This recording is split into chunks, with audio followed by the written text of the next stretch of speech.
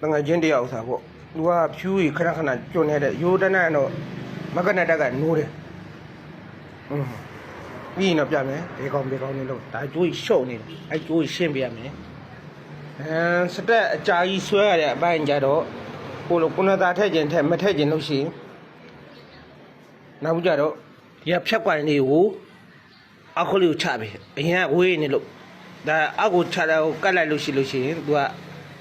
မီးပူအားကောင်းပြီးတော့စတက်ဆွဲရတတ်မြန်တယ်အဲ့ဒါလေးပြပြတယ်အဲ့တော့မီးရလည်းလင်းပါပြီနော်ဇောင်မီးကဒီပြကနေပြီးတော့ညိုရောင်လေးထောက်ပြီးတော့အဝါနဲ့အပြားလေးနဲ့နော်တွဲလိုက်တယ်ဒါရင်တော့မီးရလင်းဇောင်မီးလေး